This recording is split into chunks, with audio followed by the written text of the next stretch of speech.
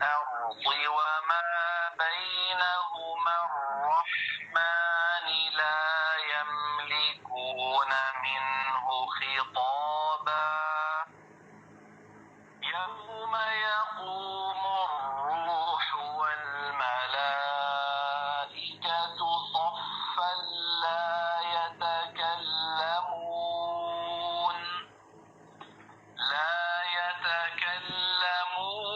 إلا من أذن له الرحمن وقال صوابا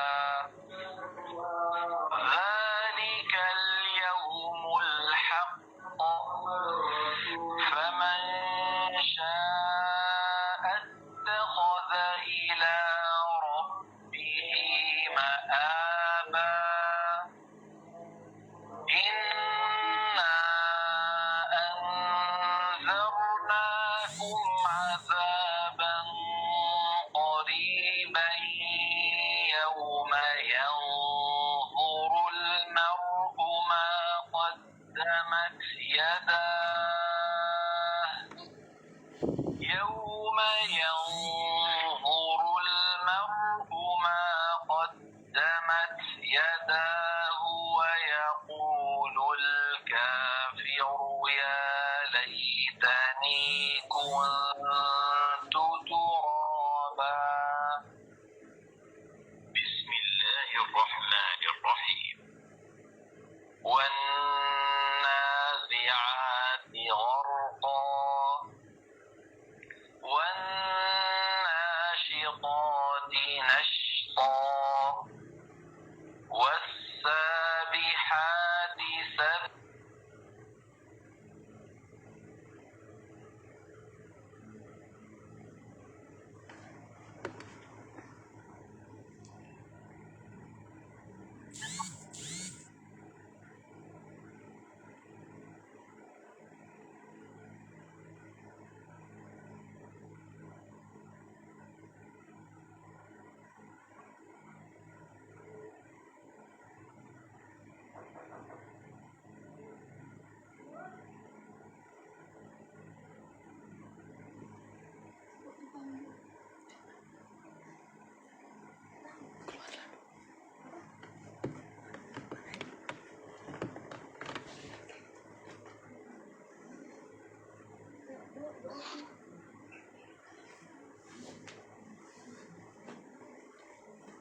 Bentar.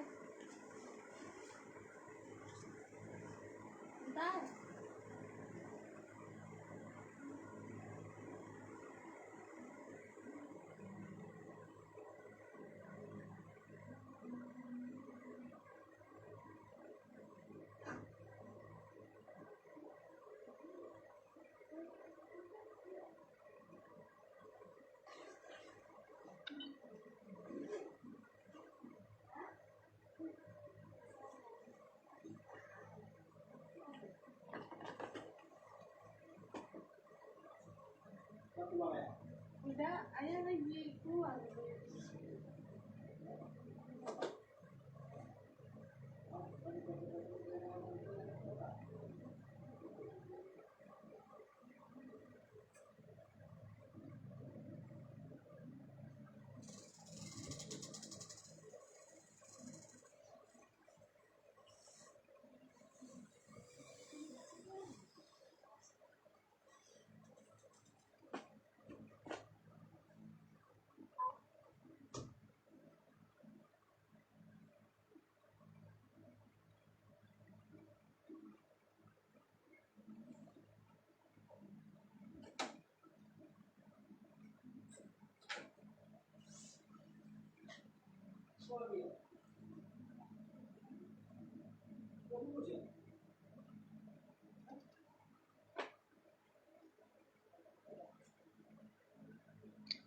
Bismillah. Assalamualaikum warahmatullahi wabarakatuh.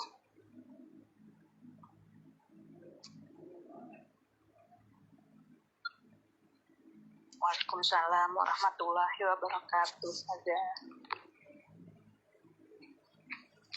Hamdan katsiran thayyiban mubarakan fih kama yuhibbu rabbuna wa yarda. asyhadu an la ilaha illallah wa asyhadu anna Muhammadan abduhu wa rasuluh alladzi la nabiyya ba'da amma ba'du. Alhamdulillahi rabbil alamin. Yang kami hormati Ustadz Walid Abdurrahman hafizahullah ta'ala, dan yang kami hormati para umat akhwat filah tahsin tahsih itqanul Quran, juga para tamu undangan TTI di Tilawah Yub.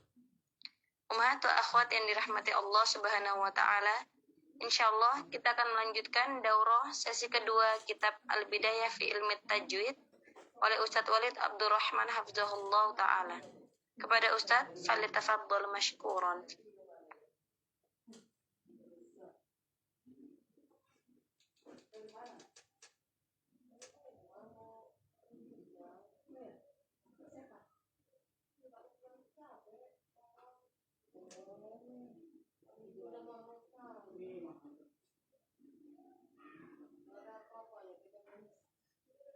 Baik. Bismillahirrahmanirrahim. Alhamdulillah wassalatu wassalamu ala Rasulillah wa ala alihi wa sahbihi wa mawala. Asyhadu an la ilaha illallah wa la syarika lah wa asyhadu anna Muhammadan abduhu wa rasuluhu alladzi la nabiyya ba'dah. Amma ba'd. Uhayyikum bi tahiyyatil Islam. Assalamualaikum warahmatullahi wabarakatuh. Baik, alhamdulillah pada malam ini kita insyaallah akan melanjutkan kembali pembahasan kitab Al-Bidayah fi Ilmi Tajwid. Dan kita memasuki ke madkhal atau bab yang kedua, ya. Tadi kita sudah membahas tentang bab yang pertama, yang mana di kitab ini ada 12 bab. Yang pertama tadi muqaddimatun fi ilmi tajwid. Nah, selanjutnya kita membahas bab yang kedua, yaitu mengenai al-isti'adzah wal basmalatu. Al-babus tsani al-isti'adzatu wal basmalatu. Wa fihi thamaniyatu dhabit. Nah, di dalam bab isti'adzah basmalah ini terdiri dari 8 dhabit, 8 pembahasan yang akan kita bahas, ya, di bab isti'adzah wal basmalah. Bab yang pertama, ad-dhabit al-awwal, atau pembahasan yang pertama. Di sini dikatakan oleh Syekh, afdalu siyagil isti'adzati a'udzu billahi minasy syaithanir rajim. Ya. Beliau mengatakan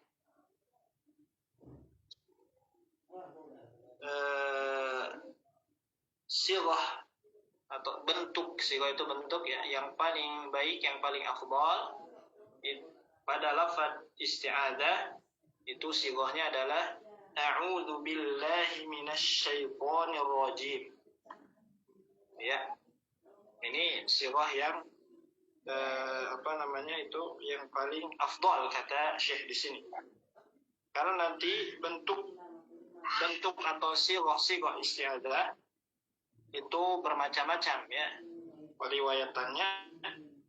Di antaranya ada juga kita bisa membaca bentuk isti'adzah itu dengan lafaz a'udzu billahi samii'il 'aliim minasy syaithanir rajim. Nah, itu bisa juga seperti itu. Baik. Dan juga ada lafaz-lafaz yang lain. Akan tetapi di sini dikatakan oleh Syekh, oleh penulis di sini, sirah yang terbaik ini dilihat dari sisi riwayatan sanad, ya. Ini yang paling afdal itu a'udzu billahi minasy syaithanir rajim. Itu tentunya ini berdasarkan dalil di surah An-Nahl, fa idza qara'tal Qur'an fasta'idz billahi minasy syaithanir rajim. Ini lafaz a'udzu billahi minasy syaithanir rajim. Isti'adzah ini diambil dari di dalam surah An-Nahl ayat ke-98 yang lafaznya sirahnya sama, ya, seperti a'udzu billahi minasy syaithanir rajim. Ya, fasta'idz billahi minasy syaithanir rajim. Namun kalau di surah An-Nahl itu lafadznya bukan fi'il mudhari, akan tetapi dengan lafaz fi'il amr yaitu perintah ya, fasta'id, maka isti'adzahlah billahi minasyaitonir rajim, kesananya sama. Nah begitu ya. Jadi afdalu siyaghil isti'adzati a'udzu billahi minasyaitonir rajim. Meskipun nanti ada riwayat-riwayat yang lain yang bisa kita gunakan juga, di antaranya yang sahih itu a'udzu billahi samiil alim minasyaitonir rajim. Baik. Nah itu isti'adzah. Nah secara definisi al-isti'adzah itu meminta perlindungan, ya. Al-isti'adzah itu meminta perlindungan. Jadi ada lafaz isti'adzah basmalah yang disingkat ya, atau misalkan tahlil misalkan dan lain sebagainya.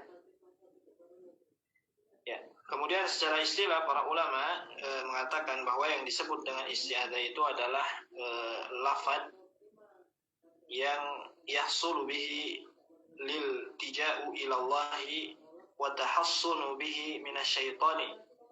Yani sebuah lafaz yang digunakan untuk meminta perlindungan kepada Allah Azza wa Jalla, serta ya tahassun, yani membentengi diri dari syaitan.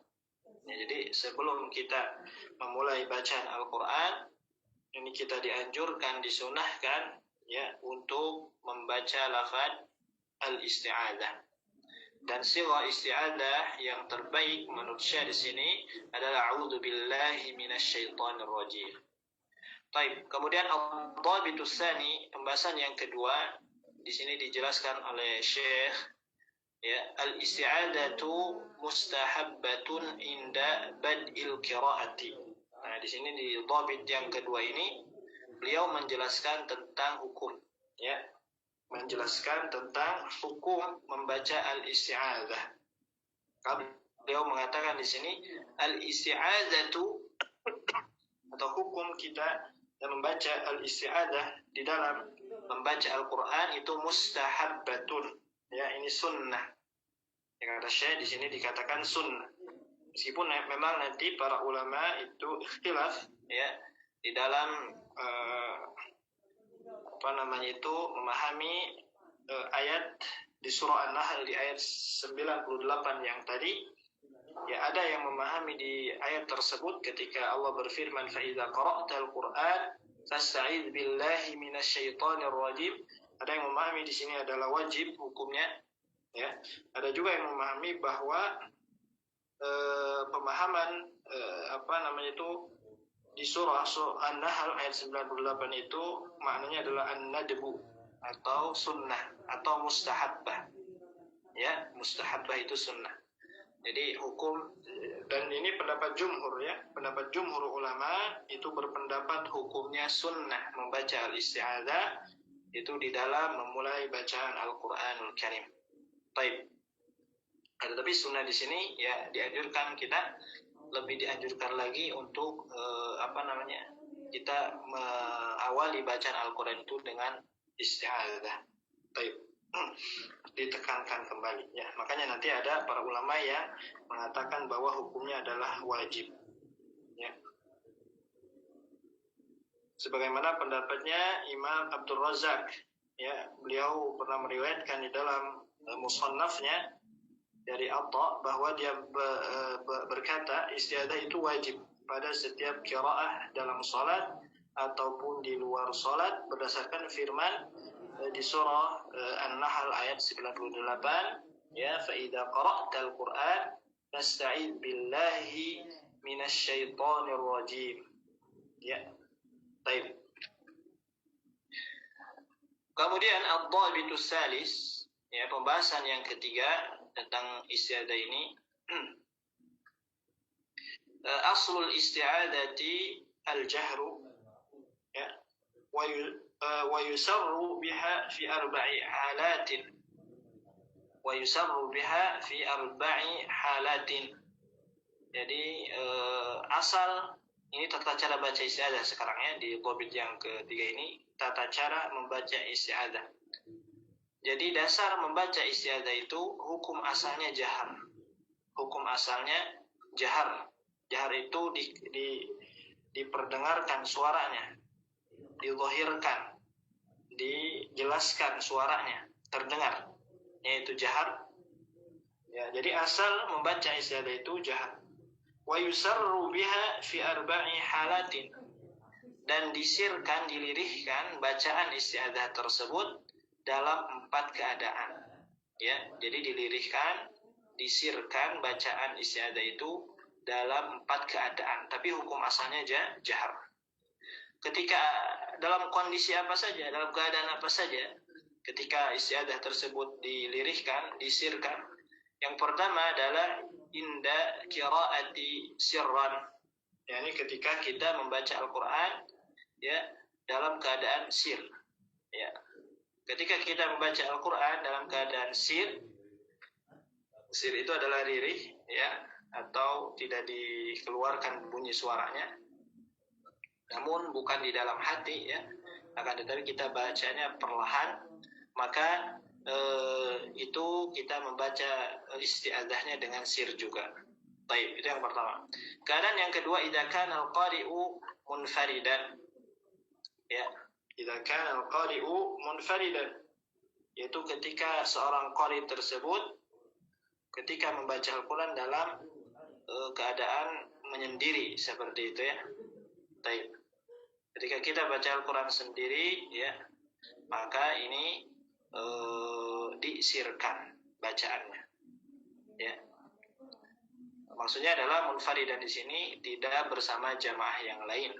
Ya, gitu ya. Kita baca Al-Qur'annya. Ini boleh disirkan. Kemudian yang ketiga, fil qiraati dakhil sholati. Yaitu ketika membaca Al-Qur'an di dalam sholat. Ya, perlu kita pahami, ketahui juga ketika kita sholat itu harus diawali dengan isti'adzah ketika ingin membaca Al-Qur'annya. Misalkan ketika kita sudah membaca iftitah, kemudian kita ingin membaca surah Al-Fatihah, itu kita baca isti'adzah terlebih dahulu. Ya, a'udzu billahi minasyaitonir rajim. Bismillahirrahmanirrahim. Kemudian baru surah di awal Al-Fatihah. Ya, alhamdulillahi rabbil alamin. Seperti itu. Atau ya di awal surah Al-Fatihah itu basmalah Bismillahirrahmanirrahim. Nah, adapun isti'adzah cara bacanya ketika di dalam sholat itu dilirihkan, disirkan. Ya, tidak dikeluarkan bunyinya. Baik dalam keadaan sendiri sholatnya ataupun dalam keadaan kita menjadi imam. Ya, atau dalam keadaan sholat itu sholat yang dijaharkan, tetap isti'adzahnya dilirihkan. Baik. Adapun baca basmalah yang di dalam sholat ini nanti khilaf para ulama ya, antara jahar dan sir. Ya, boleh sir, boleh jahar. Baik. Nah, tetapi basmalah tetap menjadi salah satu ayat di dalam surah Al-Fatihah. Baik.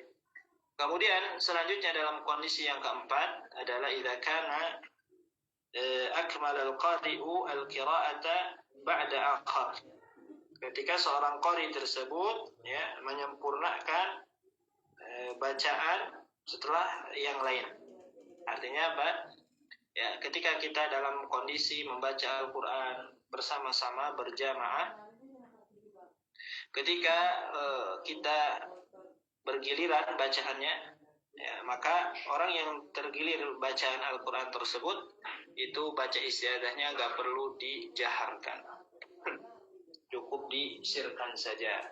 Baik, seperti itu. Baik, nah ini adalah kondisi membaca isti'adzah dalam kondisi sir atau di dalam kondisi dilirihkan. Ya, selainnya nanti itu boleh dijaharkan. Baik, karena hukum asal dari isti'adzah itu jahar. Baik. Ya. Itu dhabit yang ketiga. Kita lanjutkan ke ad-dhabit ar-rabi, yakni dhabit yang keempat di pembahasan isti'adzah. Di sini menjelaskan tentang halatuha ma'al basmalati wa awwalis surati arba'un. Ya, halatuha ma'al basmalati wa wa awwalis surati arba'un. Ya. Ini keadaan isti'adzah atau tata cara ya. Di sini kita jelaskan tentang tata cara kita membaca isti'adzah dengan basmalah di awal surah ya, di awal surah. Ini ada yang keliru. Di awal surah. Baik. Di awal surah ada 4 keadaan. Nah, ini tata cara membaca menggabung antara basmalah isti'adzah, basmalah dan awal surah.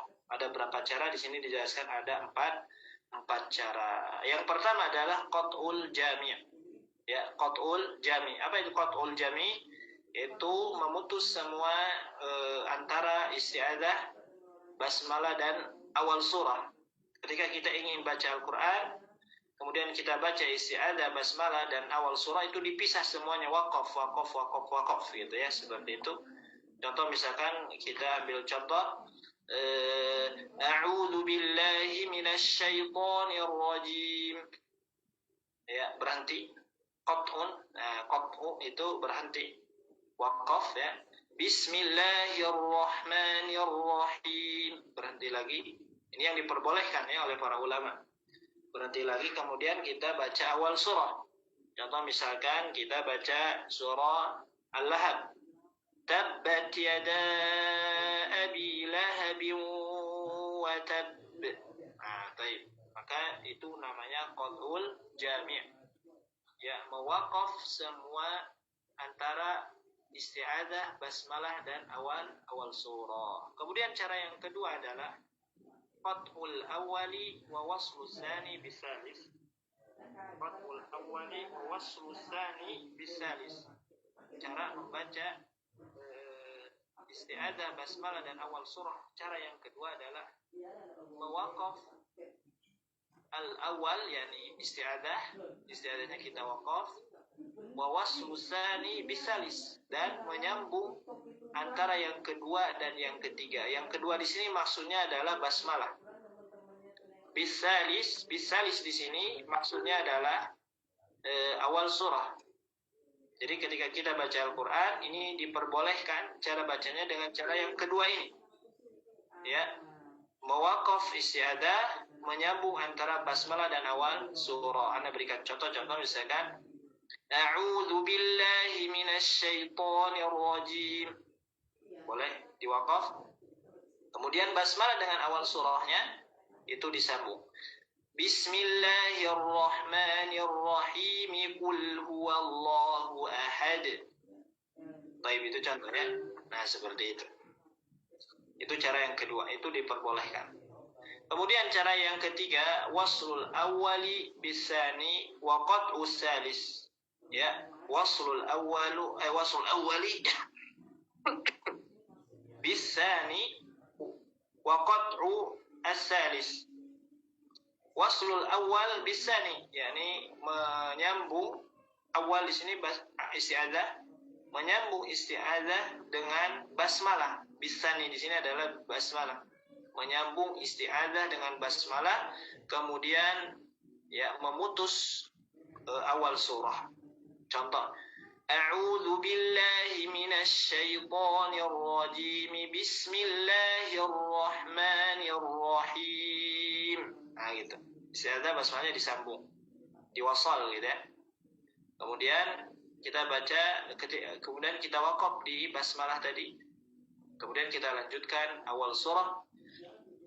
Qul huwallahu ahad. Nah, itu diperbolehkan juga. Kemudian cara yang keempat di dalam membaca isti'adzah, basmalah dan awal surah, yaitu menyambung seluruhnya.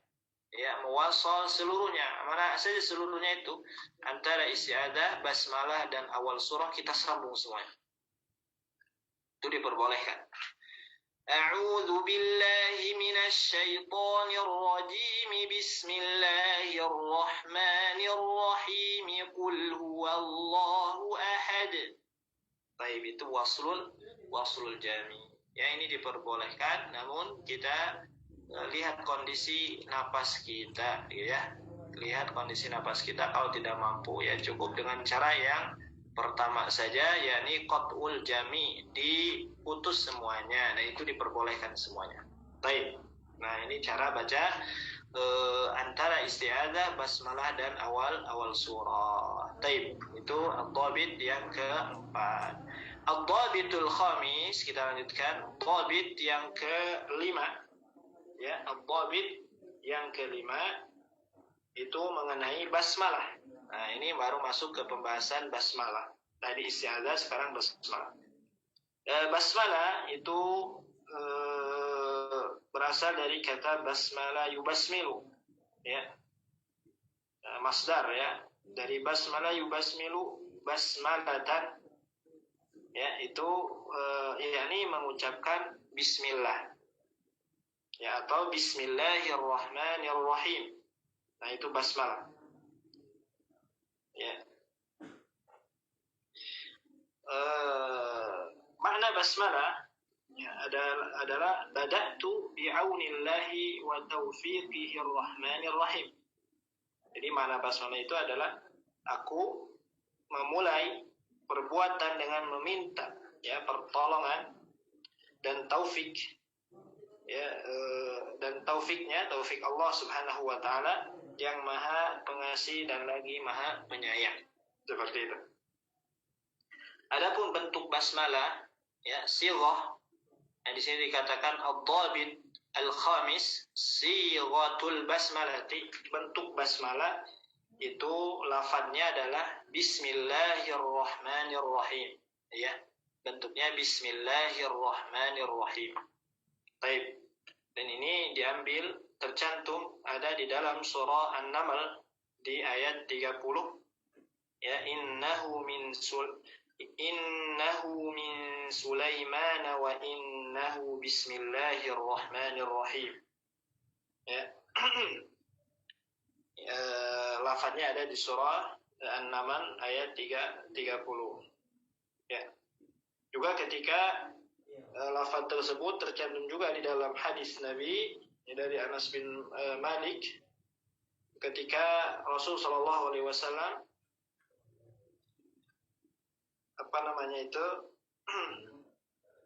berada di tengah-tengah kami, lalu beliau tiba-tiba pingsan, ya.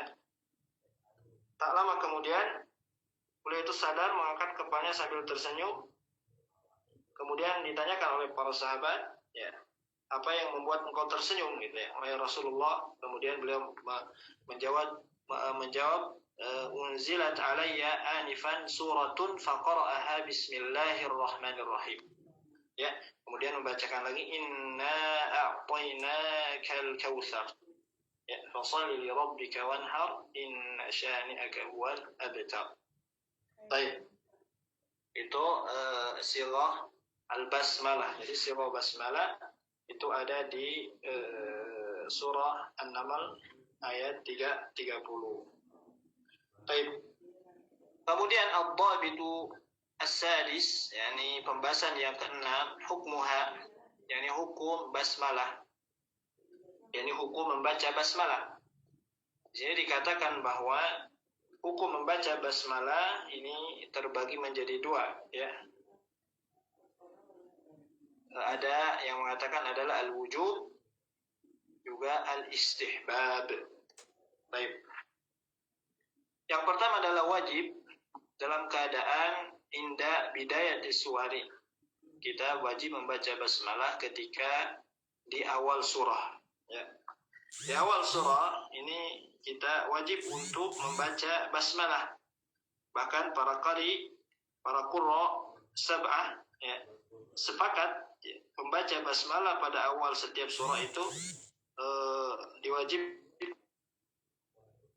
surah At-Taubah, ya, di dalam surah At-Taubah.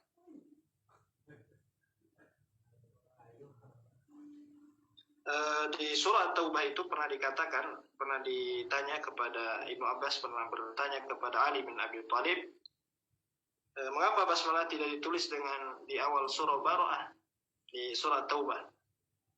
Maka Ali radhiyallahu an, ya, menjawab, karena katanya di dalam basmalah itu terkandung makna keamanan, ya.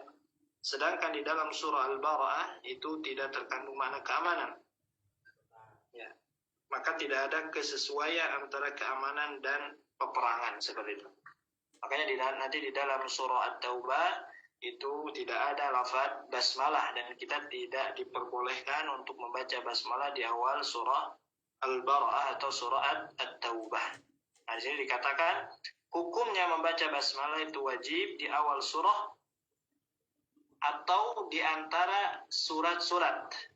Ya, ketika kita mewasal antara surah Al-Lahab dengan Al-Ikhlas, kita baca dulu ya basmalah, kemudian maju ke Al-Ikhlas. Dari Al-Ikhlas ke surah Al-Falaq kita baca dulu basmalah, kemudian kita lanjutkan ke surah Al-Falaq. Ya, ada At-Taubah, kecuali At-Taubah. Surah At-Taubah itu pengecualian, ya, tidak ada basmalah di sana. Ya, baik. Kemudian istihbab.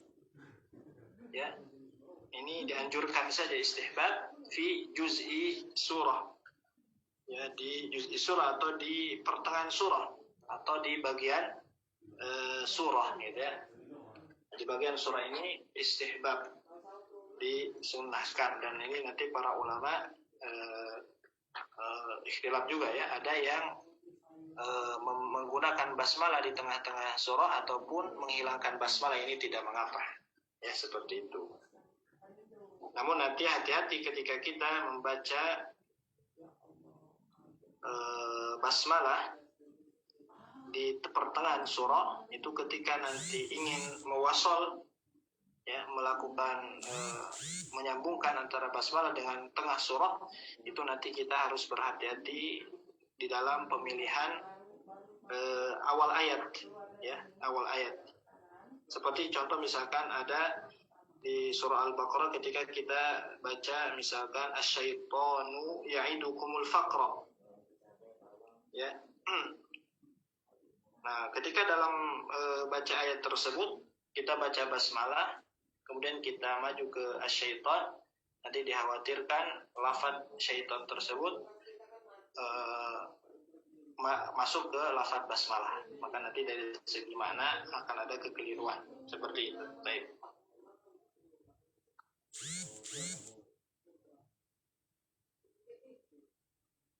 Baik. Kemudian kita lanjutkan ke ad-dhabit berikutnya, yaitu ad-dhabit as-sabi', pembahasan yang ke-7. Ya. Pembahasan yang ke-7 ini dikatakan oleh beliau, oleh Syekh, halatuha baina surataini arba'un. Ya. Nah, di sini ada yang keliru ya. Jangan gantikan dulu. Ya. Keadaan basmalah ini tentang masih membahas basmalah antara dua surah. Kita baca basmalah antara dua surah, ya. Jadi kita ingin menyambung antara surah ke surah yang lain, maka tata cara menyambungnya itu, ya, ada beberapa cara. Nah, di sini ya. Baik. Artinya menyambung akhir surah ke basmalah dan ke awal surah. Akhir surah, basmalah, dan awal surah. Gimana nih cara bacanya? Dimana, apakah ada yang dilarang atau semuanya bisa seperti yang di awal tadi di isti'adzah? Ya, maka di sini ada dua keadaan, ya. Ada dua keadaan. Salasun jaizatun, tiga keadaan yang diperbolehkan. Baik. Kemudian warrabi'atu mamnu'atun, dan keadaan yang keempat itu dilarang, ya. Jadi ada 4 cara, cuma satu cara itu dilarang, ya, oleh para ulama. Baik, kita masuk saja yang pertama terlebih dahulu, yang diperbolehkan, yakni qat'ul jami'. Qat'ul jami'. Qat'ul jami' itu adalah mewakaf, ya, semua antara akhir surah, basmalah, dan awal surah. Contoh misalkan ketika kita membaca Al-Quran, fi jidiha hablum min masad. berhenti, misalkan kita baca surah Al-Lahab dari awal, kemudian kita berhenti di akhir surah Al-Lahab, fi jidha hablum min masad. Kita berhenti dulu, waqaf, qat'un. Nah, itu qata'. Kemudian kita lanjutkan basmalah. Bismillahirrahmanirrahim. Dipotong lagi. Kemudian kita lanjutkan lagi ke awal surah. Qul huwallahu ahad. Nah, ini diperbolehkan. Cara yang kedua, ketika menyambung dua surah dan di pertengahannya ada basmalah, itu boleh juga di qat'ul awal wa waslus tsani bisalis. Yakni mewaqaf yang pertama di sini adalah akhir surah. Tadi Anda contohkan surah Al-Lahab misalkan. Ya, wa waslus tsani bisalis, dan menyambung antara yang kedua dan yang ketiga. Kedua di sini adalah basmalah, ketiga di sini maksudnya adalah awal surah. Contoh misalkan fi jidha hablum min masad, berhenti akhir surah. Kemudian kita baca basmalah dan disambung dengan awal surahnya. Awal surah selanjutnya. Bismillahirrahmanirrahim. Qul huwallahu ahad. Baik, seperti itu ya. Ini diperbolehkan cara yang kedua. Jadi qat'ul awal wa waslus tsani bisalis. Kemudian cara yang berikutnya adalah waslul jami'. Waslul jami'. Apa itu waslul jami'? Menyambung semuanya antara akhir surah, basmalah, dan awal surah. Contoh misalkan fi jidha hablum min masadin bismillahirrahmanirrahim. Basmalah dan awal surah. Ini diperbolehkan. Kemudian berikutnya warrabi'atu mamnu'ah, dan adapun cara yang keempat ini mamnu'atun, dilarang. Tidak boleh seperti ini.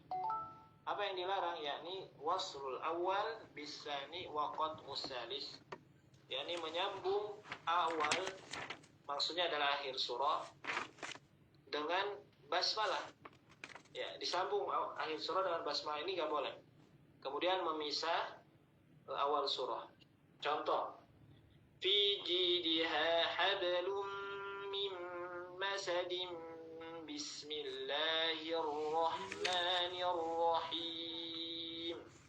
Berhenti gitu ya. Kemudian lanjut, qul huwallahu ahad. Nah, ini yang tidak boleh. Kenapa tidak boleh? Dikarenakan kalau bacanya seperti itu dikhawatirkan nanti basmalah itu seperti masuk bagian dari surah Al-Lahab ayat terakhir. Nah, seperti itu. Baik. Nah, kemudian berikutnya adalah al-dhabit as-samin. Ya, pembahasan yang ke-8 ini cara aujuhu waslil anfal bit taubah. Nah, ya, cara menyambung antara surah Al-Anfal dengan surah At-Taubah. Kenapa di sini dipisahkan pembahasannya? Dikarenakan nanti surah At-Taubah itu Al-Bara'ah itu basmalahnya tidak ada. Nah, gimana cara nyambungnya antara akhir surah Al-Anfal masuk ke surah At-Taubah tanpa ada basmalah di sana? Apakah boleh disambung atau gimana? Gimana tata caranya? Maka di sini ada 3 cara. Salah satu. Yang pertama adalah al-waqfu. Yang kedua bisa dengan as-saktu, saktah.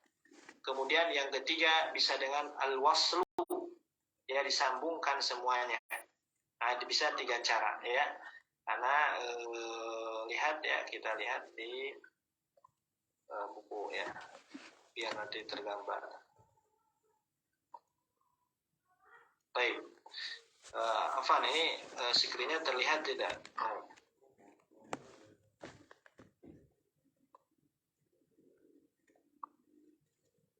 Alhamdulillah terlihat Ustaz.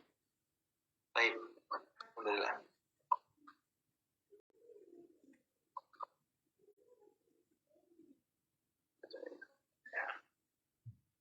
Nah, ini ya. Baik. Baik, di sini. Nah, ini cara membaca, menggabung antara surah Al-Anfal ke surah At-Taubah. Ini bisa 3 cara. Jadi cara yang pertama adalah di wakaf, ya. Cara yang pertama kalau di buku di sini di wakaf. Di wakaf itu berarti kita berhenti seperti biasa. Misalkan akhir surah Al-Anfal, ya, akhir surah Al-Anfal. Misalkan ini cara yang kedua. Kalau di sini cara yang kedua ya. Kalau yang di kitab bagan tajwid ini, Innallaha bikulli syai'in alim. Nah, berarti kita wakaf dulu. Nah, kemudian kita lanjutkan, bara'atun minallahi wa rasulih. Nah, gitu ya. Baik.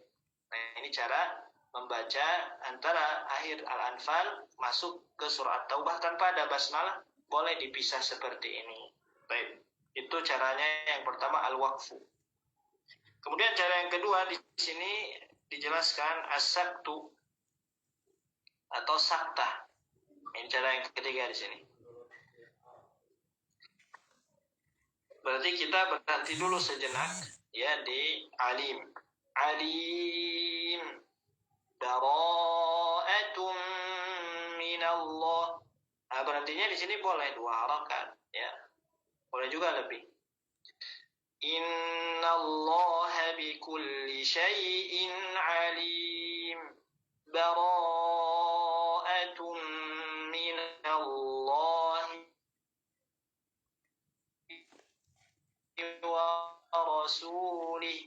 Itu sahabat. Baik. Itu cara yang kedua.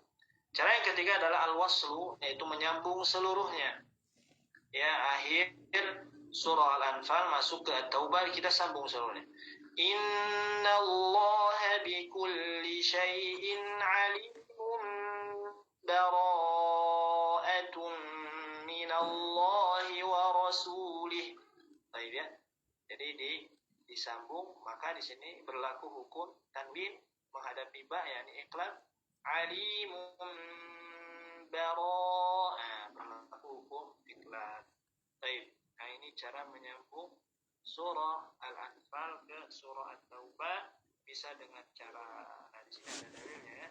Qala Utsman murad fi salsabil asyafi wa bainal al-qalin ata waslun wa sakun waqfun ya fata. Antara Al-Anfal dan Taubah ini akan datang pembahasannya, yakni caranya dengan wasal, dengan saktah, dan cara yang ketiga dengan waqaf. Nah, ya fata, wahai pemuda, gitu. Baik. Nah, ini adalah cara membaca basmalah ya antara dua surah. Baik. Kita lanjutkan ke kitab yang ada tadi. Nah, ini ya ada 8 dhabit atau 8 dhabit, 8 pembahasan di al-isti'adzah dan basmalah. Baik ya. Kita lanjutkan lagi ke bab yang ketiga. Di sini insyaallah ada 12 bab. Namun mungkin tidak akan mungkin terbahas di pertemuan hari ini semuanya ya. Ini kita semampunya aja insyaallah sampai malam. Baik. Kemudian kita lanjutkan ke al-babus salis. Ya, sebagaimana dikatakan di bab muqaddimah tadi oleh Syekh ya, bahwa beliau katanya menyusun kitab ini membawakan thariqah yang baru. Ya, apa thariqah barunya itu? yakni mengawali pembahasan kitab ini dengan pembahasan seperti yang ada di kitab Tuhfatul Atfal. Ya. Apa di Tuhfatul Atfal? Bab pertamanya itu di Tuhfatul Atfal itu bab tentang hukum-hukum tajwid atau tentang nun sakinah wa tanwin. Ya, di kitab Tuhfatul Atfal. Nah, maka beliau pun mengikuti metode thariqah seperti beliau Syekh Sulaiman Al-Jamzuri rahimahullahu ta'ala. Baik. Maka di bab yang ketiga ini masuk ke pembahasan ilmu tajwid, yakni al-babus salis an-nunus sakinatu wat tanwin. An-nunus sakinatu wat tanwin, yaitu nun sakinah dan tanwin. Ya, bahasa nun sakinah dan tanwin. Yang mana biasanya di dalam buku-buku tajwid di dalam buku-buku tajwid itu biasa seringkali pembahasannya itu sebelum masuk ke pembahasan nun sakinah wa tanwin itu diawali terlebih dahulu dengan apa? Dengan makhraj dan sifat. Namun di sini tidak, ya. Di sini tidak. Baik.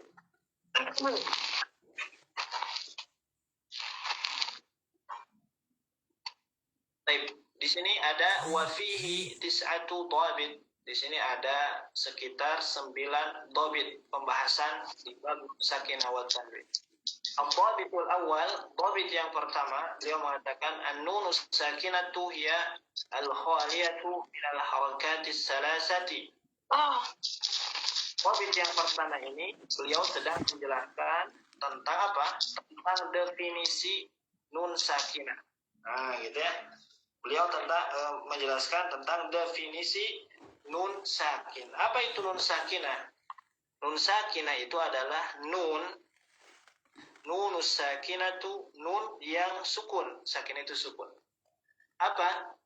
Hiya al-khaliyatu minal harakatis salasati. Yaitu nun sakinah itu adalah nun yang kosong minal harakatis salasati, dari harokat-harokat yang 3. Jadi nun sakinah itu nun yang memang tidak dimasuki oleh harokat, ya, tidak dimasuki dengan harokat. Ya, kalau misalkan di dalam mushaf tandanya adalah dengan ra'sul kha, di atasnya ada seperti kepalanya huruf kha, ya, seperti koma kalau kita. Tapi itu bukan koma, itu kepala kha sebenarnya. Diambil dari apa? Dari kata khafif, artinya ringan. Jadi sukun itu secara makna artinya adalah ringan. Secara bahasa itu diam sebenarnya. Nah, kalau secara definisi para ulama tajwid, nun sukun itu nun yang memang kosong dari harokat yang 3. Artinya nanti nun tersebut, ya, terbaca, ya, terbaca. Baik. Adapun secara bahasa tanwin, nun sukun,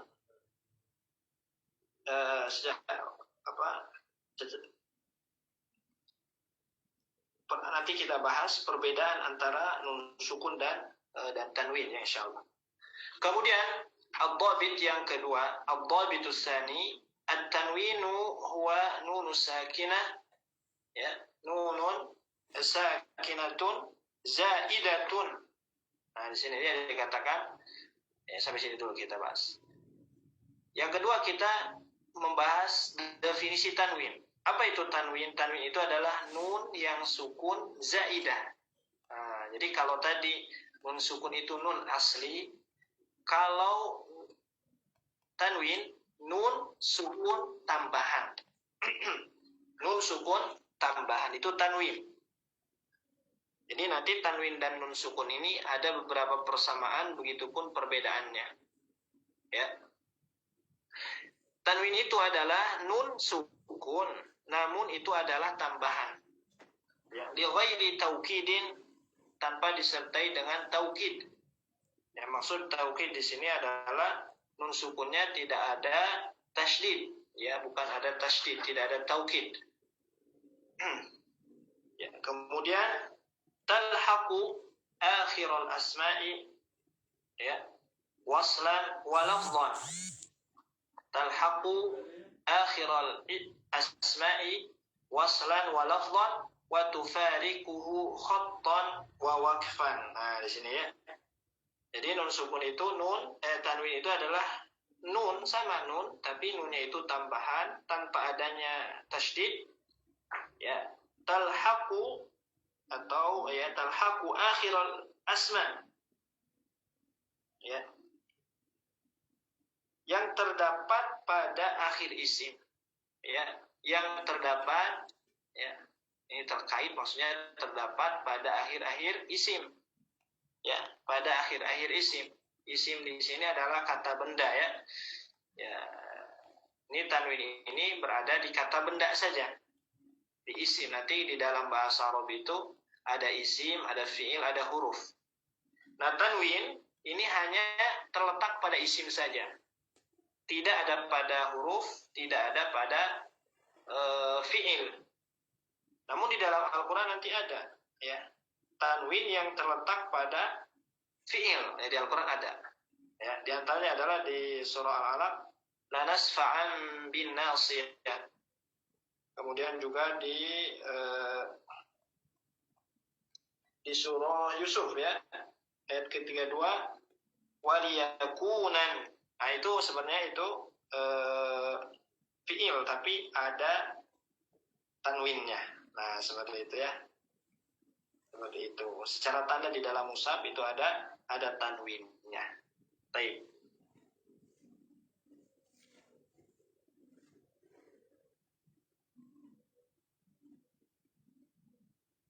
Kemudian juga dikatakan talhaqu akhiral asma waslan wa lafdhan. Ya. Jadi isim ini secara dasar terletak hanya pada kata benda saja. Ya, contoh misalkan kita ambil kata benda di dalam bahasa Arab. Contoh misalkan insan. Ya, insanun. Nah, itu pasti di akhir tanwin itu. Ya, insanun. Atau nanti dimansub misalkan difathahkan insanan. Insanin. Nah, gitu, itu boleh. Ya, itu tanwin. Tanwinnya ada di akhir kata, ya, nun. Nah, gitu. Gak ada tanwin di awal, nanti gak ada. Nanti kita jelaskan. Nah, itu isim. Contoh yang lain misalkan pintu. Nah, pintu itu isim, kata benda. Babun. Nah, gitu, ya. Babun itu pasti ada tanwinnya. Bisa ditambahkan tanwin. Contoh yang lain misalkan jam. Jam itu bahasa Arabnya sa'atun. Ya, kita ucapkan sa'atun. Nah, gitu. Jadi isim yang ada di kata benda itu bisa dimasuki tanwin. Baik.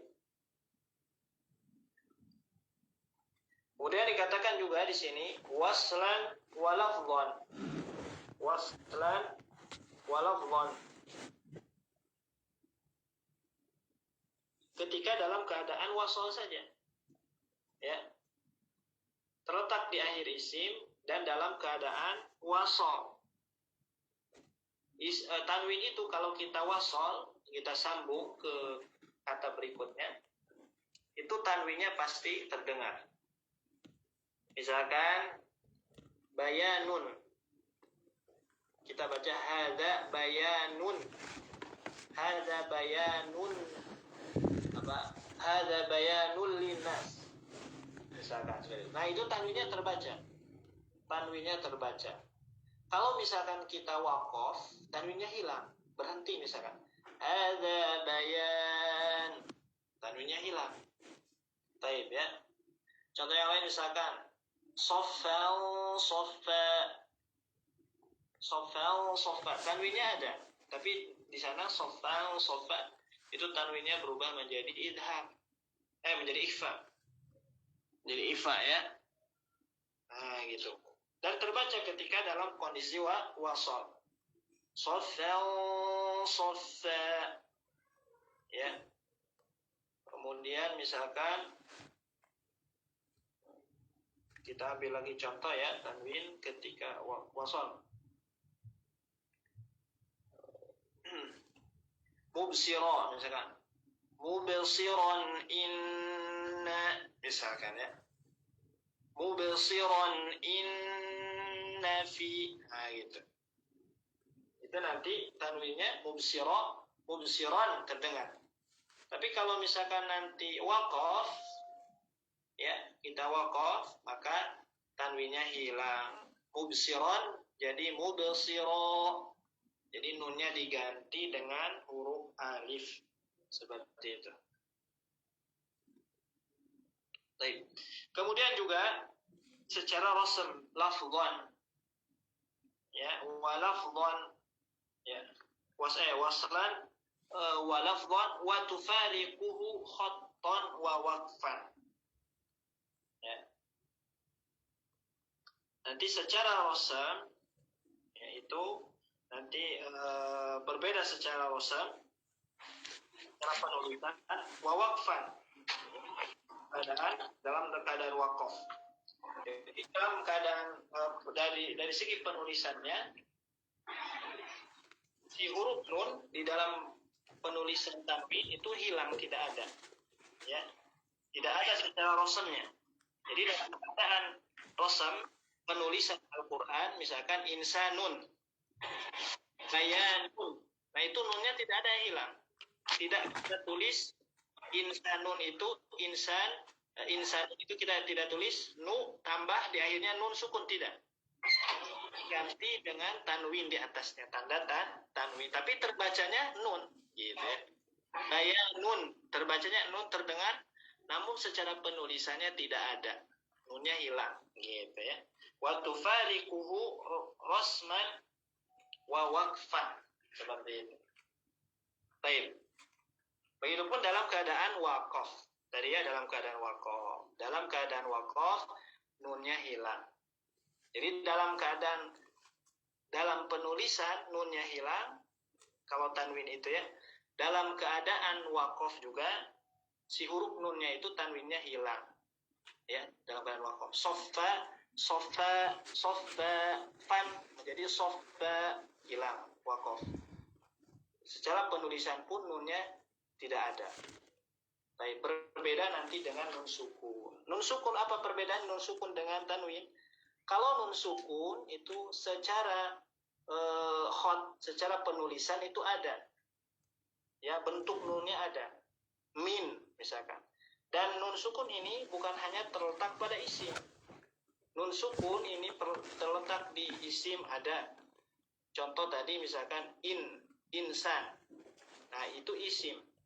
Dimasuki oleh nun sukun, nah itu boleh, ada ya nun sukun.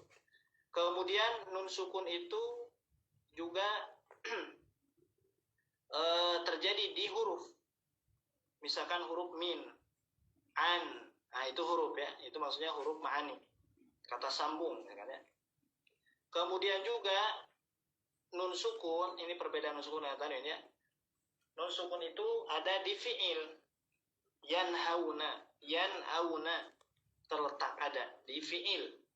Baik ya, kalau tanwin hanya di isim saja.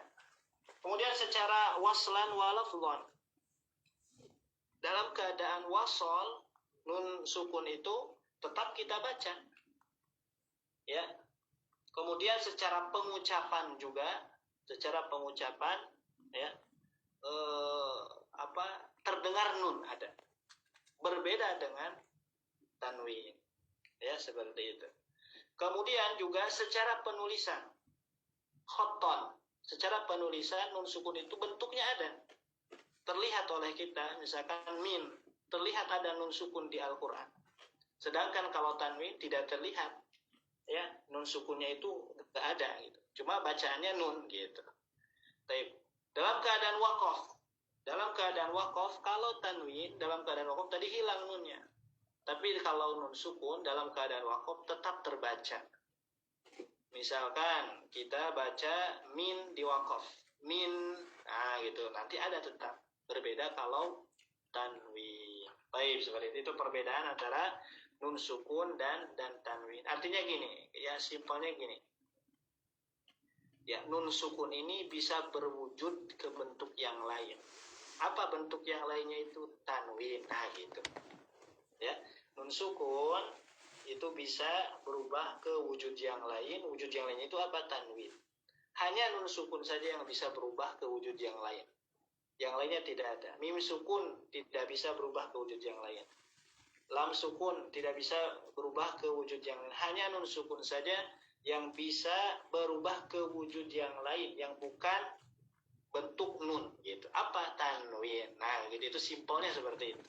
Namun nanti akan ada perbedaan antara nun sukun dengan tanwin secara bacaan, secara penulisan, seperti itu. Secara peletakannya juga, ya, ada di kata kerja, ada di kata benda, ya, seperti itu. Baik.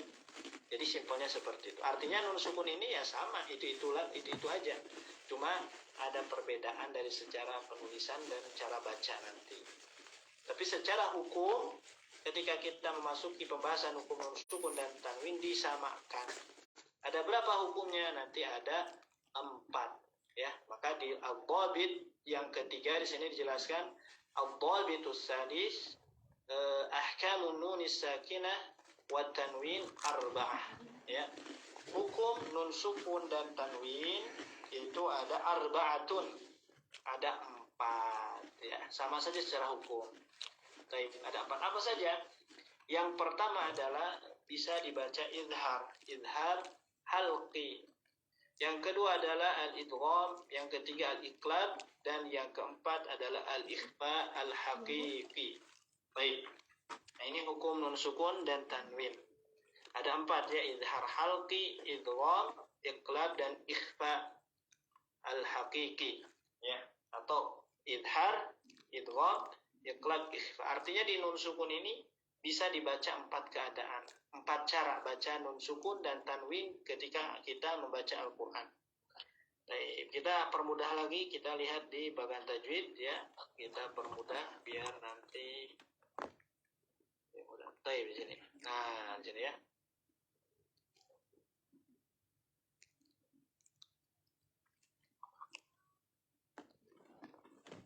Nah, hukum nun sukun tanwin ada 4 tadi, idhar, idgham, iqlab, dan ikhfa. Baik. Yang pertama adalah idhar. Di sini dijelaskan, tadi di kitab tersebut dijelaskan idhar, ya.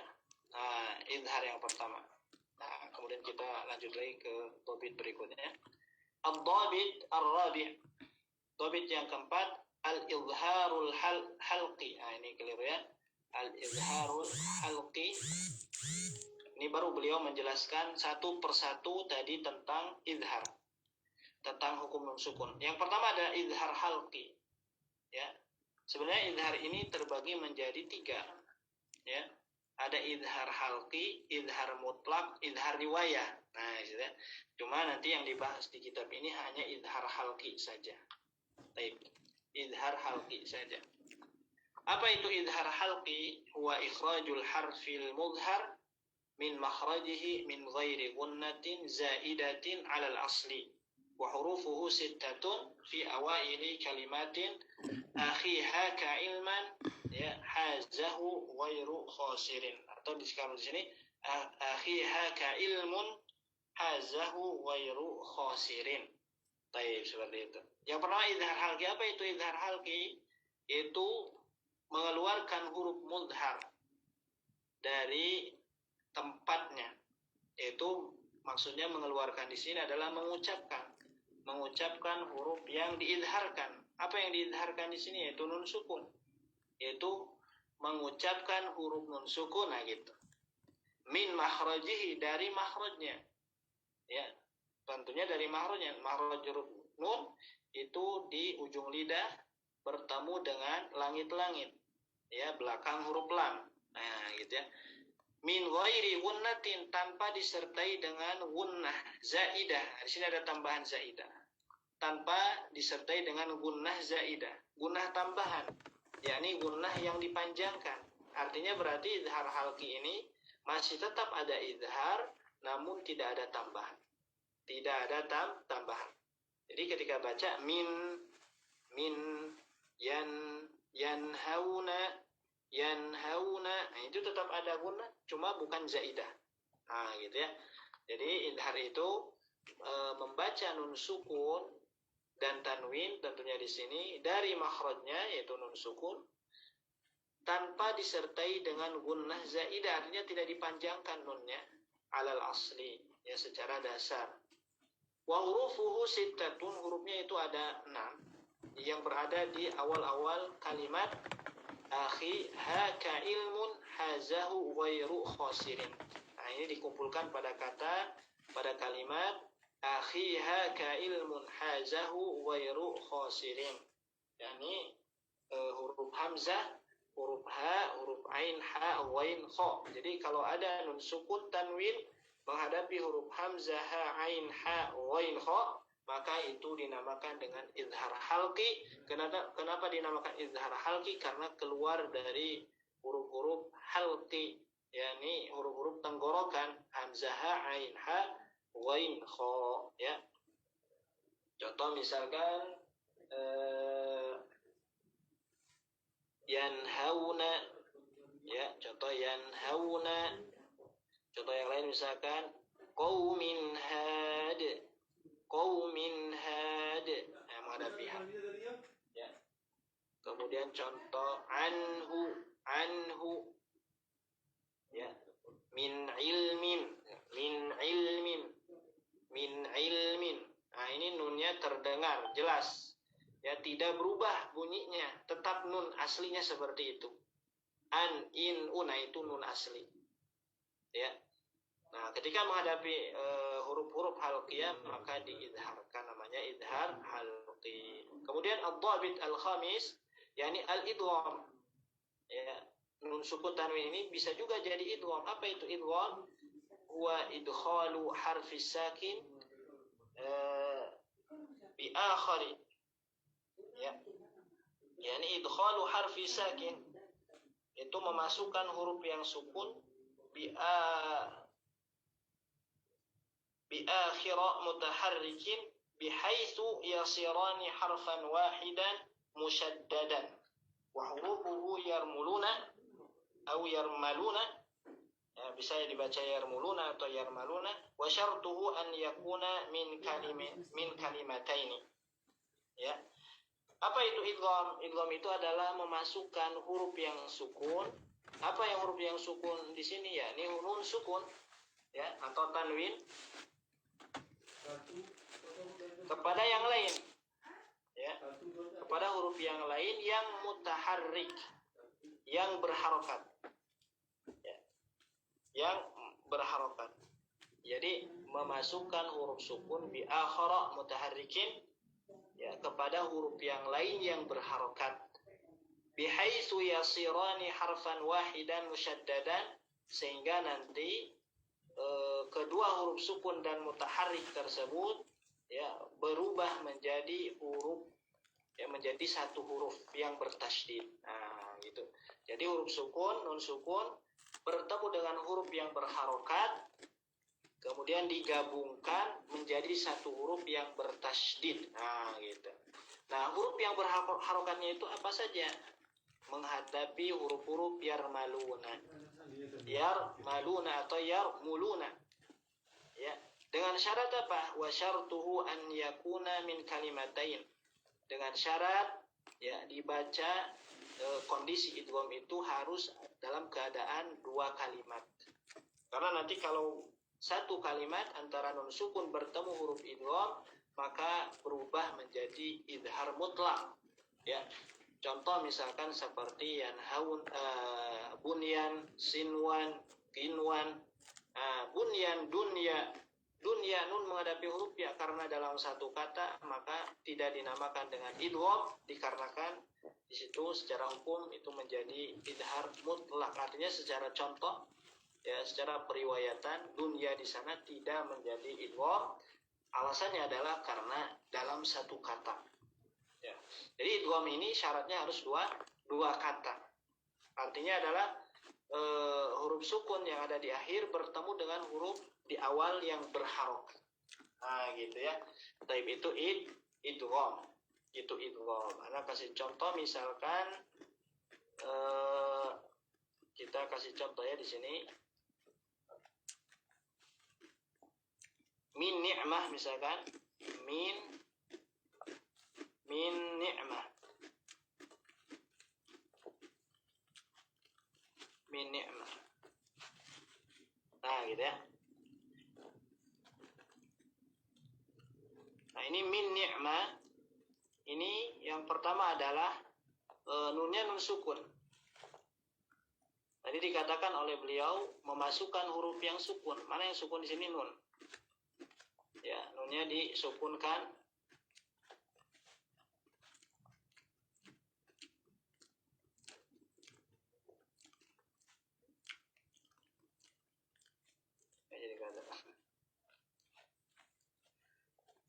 Baik, nunnya ada tanda sukun, namun di dalam mushaf itu tidak ada sukunnya. Ya, nunnya dihilangkan. Menghadapi huruf nun yang berharokat ini. Baik. Gitu ya. Nun sukun, yang sukun menghadapi huruf yang berharokat di sini adalah nun lagi. Nah, ini dimasukkan nun yang pertama ke nun yang kedua sehingga nunnya menjadi satu kesatuan, ya. Dan diberikan tanda tasydid, ya, seperti itu. Baik. Nah, ini huruf nun. Nun ini bagian daripada huruf yarmaluna. Contoh yang lain misalkan anla. Anla misalkan, ya. Contoh yang lain anla. Nah, anla ini nunnya disukunkan masuk ke lam. Lam yang berharokat, ya. Kemudian berubah menjadi tasydid dan nun ini jadi hilang, masuk ke huruf lam dan lamnya menjadi satu kesatuan. Nun antara lam itu satu kesatuan menjadi huruf lam dan diberikan tanda tasydid. Syaratnya apa? 2 kata, ya, harus 2 kata. Taib itu al-idgham. Taib. Ad-dhabit as-sadis al-idgham min haitsul gunnah qisman. Idgham ini terbagi menjadi 2, ya, dari segi gunnah atau tidaknya. Nanti ada disebut idgham bi gunnah, ya. Kemudian ada idgham bi ghairi gunnah. Baik. Idgham bi gunnah yaitu ketika bertemu nun sukun tanwin menghadapi ya nun mim waw. Sedangkan idgham bi ghairi gunnah ketika bertemu dengan lam dan huruf ra. Baik, ya, itu idgham. Kemudian idgham juga ad-dhabit as-sabi', dhabit yang ke-7, idgham dari segi sempurna atau kurang atau sempurnanya. Ya, nanti ada idgham ini terbagi 2 lagi, ada idgham kamil, ada idgham naqis. Ya. Nah, apa itu kamil? Kamil itu adalah sempurna. Proses pengidghamannya sempurna. Jadi antara nun sukun ke huruf yang keduanya itu nanti prosesnya itu hilang seluruhnya, nun tersebut hilang, nggak ada. Nah, itu sempurna, nggak ada yang tersisa sedikit pun dari sifat huruf, nggak ada dari sifat huruf nun. Contoh misalkan anla, alla, nah itu nunnya hilang sama sekali, nggak ada sifat sedikit pun huruf nun masuk ke huruf lam. Yaitu huruf apa saja? Huruf nun, nun menghadapi nun, nun menghadapi ro. An-ro menjadi ar-ro, nunnya hilang. Nun menghadapi mim, ya, amma, misalkan anma menjadi amma, nunnya hilang masuk ke mim. Kemudian menghadapi lam, anla, alla, nunnya hilang sama sekali, nggak ada, hilang sama sekali. Nah, itu kamil. Ya, dhihabul harfil mudgham dzatan wa sifatan. Bisa dijelaskan hilangnya huruf yang diidghamkan secara zat, baik secara zat, makhraj maksudnya, ataupun secara sifat. Jadi kamil ini definisi idgham yang definisi idgham yang asal dasar definisi idgham itu kamil. Ya, jadi hilang seluruhnya. Hurufnya hilang, nggak ada.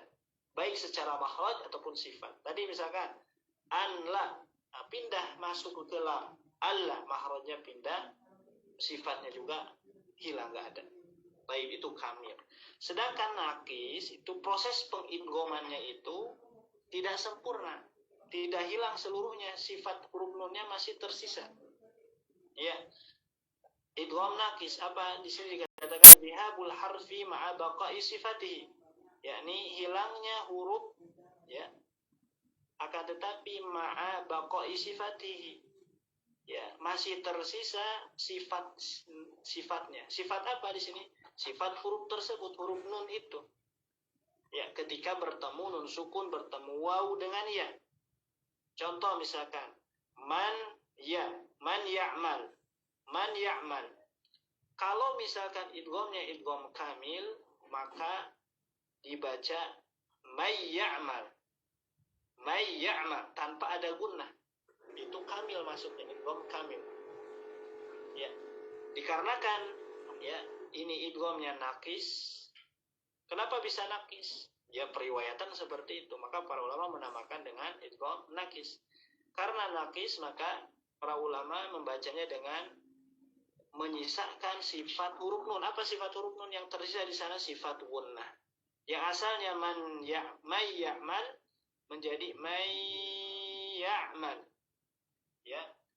May ya'mal. Nah, apa yang tersisa di sana? Sifat gunnah pada huruf nun. Maka dinamakan idgham naqis. Contoh yang lain misalkan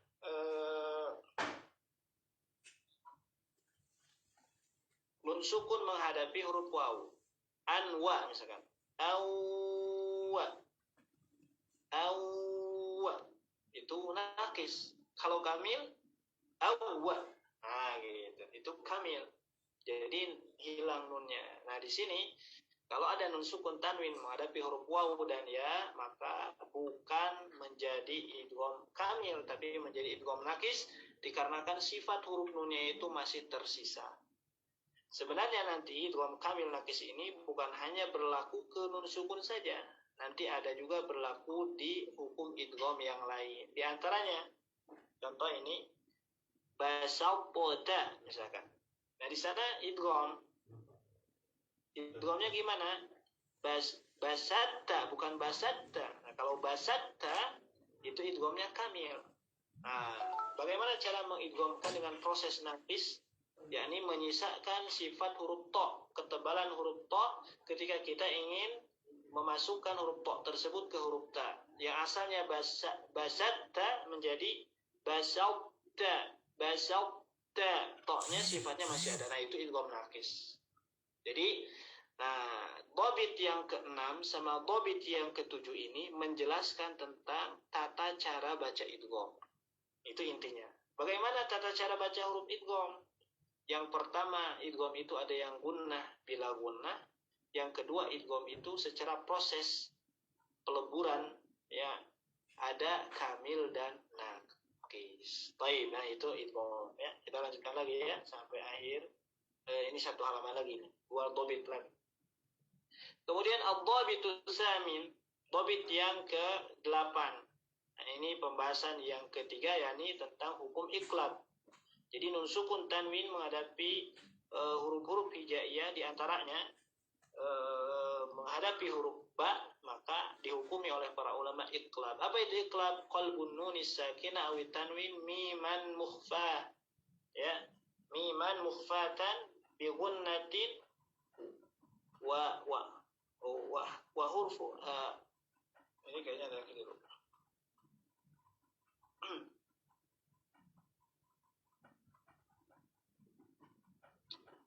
Wa harfuhu ya. Wa harfuhu alba ya, wa harfuhu alba. Baik. Nah, itu iqlab. Apa itu iqlab? Qalbun nuni sakinah awi tanwin, yakni merubah nun sukun dan tanwin. Jadi merubah ini merubah murni dirubah. Bukan dimasukkan, bukan, tapi dirubah. Merubah nun sukun ya dan tanwin menjadi mim ya, menjadi huruf mim yang ikhfa. Nah, di sini ya. Menjadi miman mukhfatan, miman yang diikhfakan bi gunnatin disertai dengan gunnah. Nah, ini tidak perlu paham ya. Perlu kita paham. Baik. Mungkin nanti ada pembahasan khusus tentang ikhfa di sini ya. Nah, karena memang butuh pendalaman ya, ketika membahas ikhfa nanti insyaallah di pertemuan berikutnya. Itu merubah nun sukun dan tanwin menjadi huruf mim disertai dengan ikhfa dan gunnah. Ya, ikhfa yang gunnah. Nah, gitu ya. Hurufnya adalah ba. Jadi nun sukun ada ba, min ba'di dirubah menjadi min ba'di. Baik. Cara bacanya gimana? Cara bacanya adalah kita merubah nun menjadi mim, kemudian digunnahkan mim, masukkan ke hidung, ditahan ya 2 harakat, mim ba'di, mim ba'di, kemudian 2 bibirnya dirapatkan mim ba'di. Baik, nah itu maksud ikhfa dan gunnah itu. Proses ikhfanya di mana yang ada ikhfa di iqlab itu? Proses ikhfanya itu bukan direnggang atau tidaknya. Proses ikhfanya itu justru ya adanya sebagian sifat yang tersisa. Baik ya. Nanti ketika kita bahas ifa, nanti kita akan tahu ya definisi ifa itu adalah ya tersisanya sifat huruf. Nah, di antaranya itu. Ya, tersisa sifat huruf ya. Baik. Nah, jadi proses ifanya itu adanya suara yang mengalir ke hidung.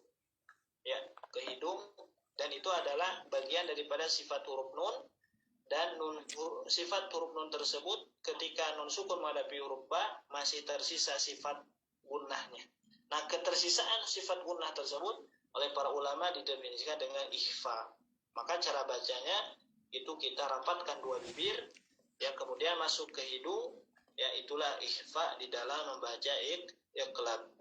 Ya, meskipun nanti di sini ada khilaf para ulama tentang tata cara membaca huruf nun sukun tanwin ketika menghadapi huruf ba. Ada yang berpendapat dengan merapatkan dua bibir, ya ada juga yang berpendapat membaca dengan furjah, ya menyisakan celah di antara dua bibir kita. Nah, yang menyisakan celah di antara dua bibir kita itu mereka berpendapat bahwa itulah yang dimaksud dengan ikhfa, yaitu direnggangkan. Nah, seperti itu. Adapun yang berpendapat bahwa merapatkan dua bibir ketika membaca huruf iqlab, maka dan memasukkan kepada hidung, ya digunnahkan, dilamakan, maka itulah yang dimaksud dengan ikhfa, yaitu menyisakan sifat huruf nun yang berada di huruf tersebut. Seperti itu. Nah, ini ada perbedaan ya, khilaf para ulama antara itbaq dan furja, dan ini sampai sekarang ya masih seru juga ya perdebatannya. Ada kitab-kitabnya, misalkan seperti Ar-Raddu Alaman Manqala bitarkil furja, ada bantahan kepada orang yang mengatakan bahwa adanya furjah di dalam iqlab dan ifa syafawi. Juga ada nanti buku yang membantah buku tersebut, dalil-dalilnya kuat, seperti itu ya. Taib. Adapun pernah ditanyakan kepada syekh kami ya bagaimana misalkan cara membaca huruf iqlab, maka beliau mengatakan itbaq itu mutaqaddimin katanya, sedangkan mutaakhirin itu furjah. Artinya apa? Dari dulu bacanya orang-orang zaman terdahulu para salaf itu dengan itbaq, sedangkan furjah ini ulama kesininya mutaakhirin, karena memang ya furjah ini adalah salah satu bentuk ijtihad ya, sebagai para ulama di sana nanti ada qari yang masyhur, yang terkenal, berpendapat, yang berhujah, berijtihad bahwa membaca huruf nun sukun atau tanwin ketika menghadapi huruf ba itu di furjah ya, seperti itu. Baik, dan pendapat tersebut tersebar sampai sekarang. Baik, Allahu a'lam. Kemudian kita lanjutkan ad-dhabit yang ke-9 ya, tentang ikhfa. Nah, apa itu ikhfa? Ikhfa itu adalah an-nutqu bil harfi bihalatin mutawassitatin bainal idhari wal idgham ariyan anit tashdidi ma'a baqa'il gunnati wa hurufuhu khamsatun wa hurufuhu hurufnya itu wa hurufuhu 15 harfan fi awaili kalimatin sif dasana, yang keliru ya, sif dasana kam jada syakhsun qad sama dum tayyiban zid fi tuqa dhalima. Ini tentang ikhfa, namanya ikhfa hakiki ya, namanya ikhfa hakiki. Apa itu ikhfa hakiki? Yaitu yang dimaksud dengan ikhfa di sini adalah mengucapkan huruf dalam keadaan pertengahan antara idgham, antara idhar dan idgham. Ariyan anit tasydid, ya, kosong dari tasydid. Perbedaan antara idgham dengan ikhfa ini, di antaranya tidak ada tasydid kalau ikhfa. Kalau idgham tadi ada tasydid, ya, kecuali idgham nakis itu tidak diberikan tanda tasydid dikarenakan idgham nakis itu mendekati definisi ikhfa gitu ya. Ma'a baqa'il gunnati, disertai dengan tetapnya gunnah. Jadi ada gunnah di pembahasan ikhfa di sini. Ya karena gunnah ini tadi sekali lagi tetapnya gunnah ini sebagai tanda bahwa di sana adalah ikhfa. Ya, di sana adalah ikhfa karena tersisanya sifat huruf nun tersebut. Ya, seperti itu. Baik. Nah, kalau misalkan anak kasih contoh anta. Anta itu kalau kita idhar maka nunnya jelas. Anta itu idhar. Kalau kita idgham itu atta, nunnya hilang. Pertanyaan, bagaimana kalau ikhfa? Nah, gitu ya. Maka ikhfa itu pertengahannya, bukan anta, bukan atta, tapi ata. Nah, gitu, itu ikhfa, pertengahan ya, antara idhar dan idgham. Tidak dijelaskan nunnya, juga tidak dimasukkan nunnya. Baik. Jadi pertengahan itu adalah ikhfa. Secara bahasa ikhfa itu as-satru, ya, menutupi atau samar, ya, seperti itu. Baik. Disertai gunnah, harus ada gunnah, dimasukkan ke hidung, ditahan, dilamakan. Misalkan gunnah pada umumnya sama, cara melamakannya sama saja. Ya, antara ikhfa, iqlab, idgham bi gunnah sama saja semuanya cara melamakannya. Namun proses penggunaannya beda. Baik, antara ikhfa, iqlab disertai dengan idgham. Hurufnya ada berapa? Ada 15 ya, yang berada di pada kalimat sif dasana kam jada syakhsun qad sama dum tayyiban zid fi tuqa zalima. Ini ada maknanya sifatilah oleh kalian dasana, ya, orang yang memiliki pujian, yakni orang yang baik gitu ya, yang terpuji. Kam jada syakhsun qad sama, ya, berapa banyak orang yang diangkat derajatnya, ya, orang-orang yang baik diangkat derajatnya. Kemudian dum thayyiban, kemudian biasakan kebaikan. Zid fi tuqa, tambahlah ketakwaan. Dha'dhalima, kemudian hilangkanlah kezaliman atau tinggalkanlah kezaliman. Nah, ini makna daripada huruf-huruf ikhfa, ya. Makna daripada huruf idhar tadi haka ilman haza wairus qasirin, saudaraku carilah ilmu agar tidak merugi, gitu ya. Baik. Nah, itu adalah pembahasan nun sukun dan tanwin. Nah, ini sudah selesai sampai ke at-tabit at-tasi', ya. Nah, untuk lebih jelasnya lagi, ya, bisa dilihat ya di sini di bagan. Nah, seperti ini. Nah, ditambahkan mungkin tadi ifa itu ada dua, ada yang muraqqaqah, ada yang mufakhamah. Ada yang nanti bunyi gunnahnya itu tipis, ada yang ditebalkan mufakhamah, yakni ketika menghadapi huruf-huruf tebal shad, dad, ta, dha, qaf. Mansura, nah, itu tebal.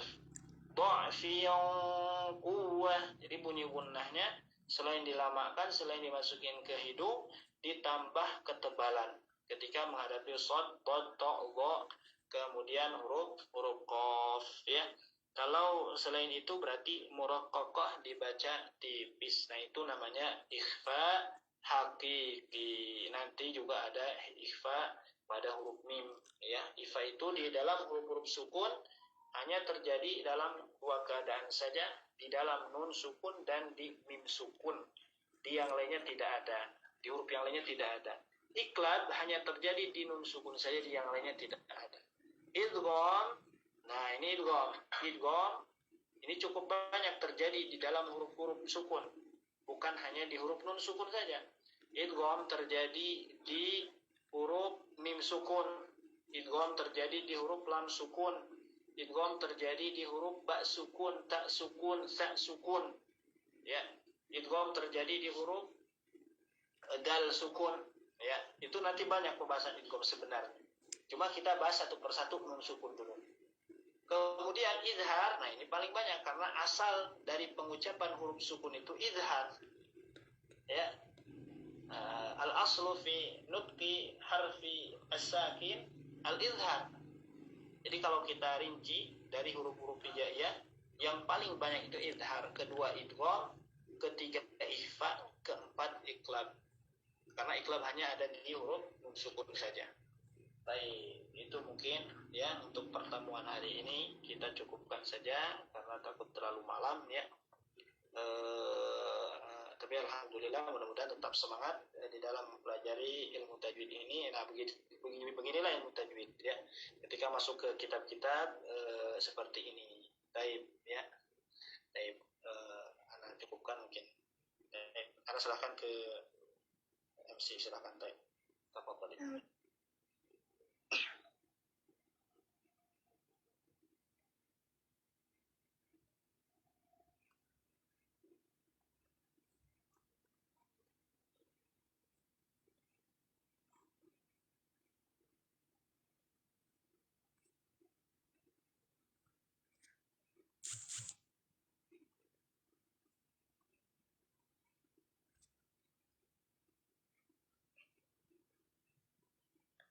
Baik, jazakallah khair Ustadz atas ilmu yang telah disampaikan.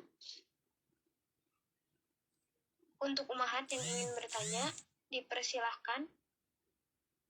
Karena sejauh ini di kolom pesan maupun di WhatsApp, di Zoom belum ada pertanyaan.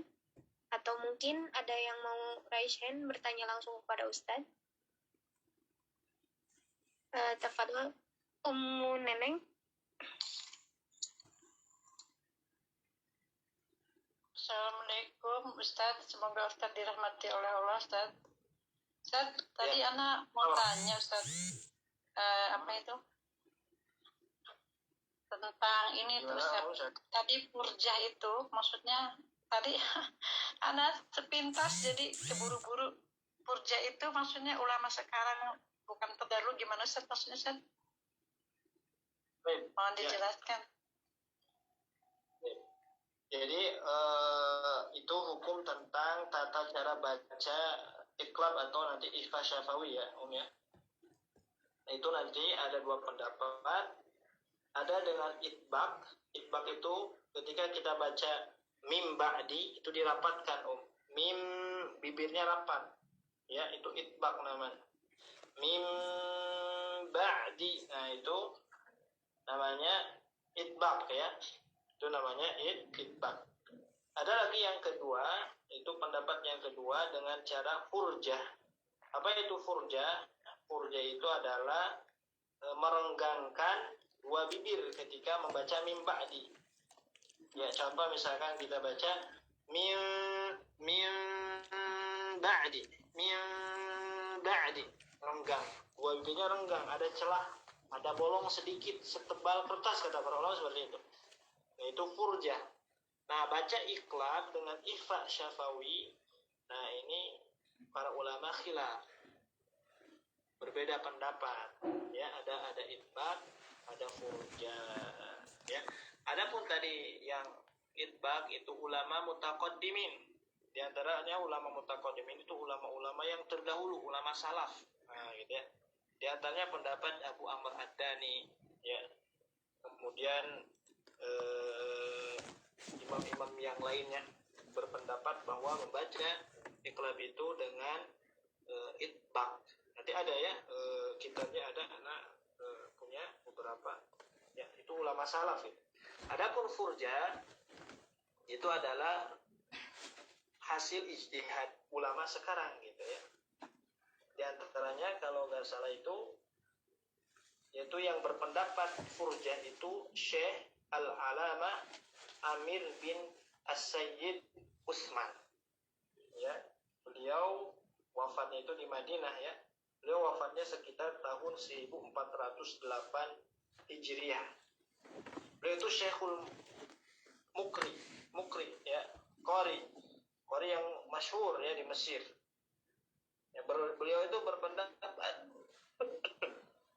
ya dengan ungkapannya itu dengan memaknai kata ikhfa gitu ya. Karena di dalam buku-buku tajwid ketika membahas iqlab dan ifa syafawi itu pasti ada ungkapan mukhfatan bi gunnah wa akhfiyan, ya sebagaimana perkataan Imam Ibnu Jazari wa akhfi.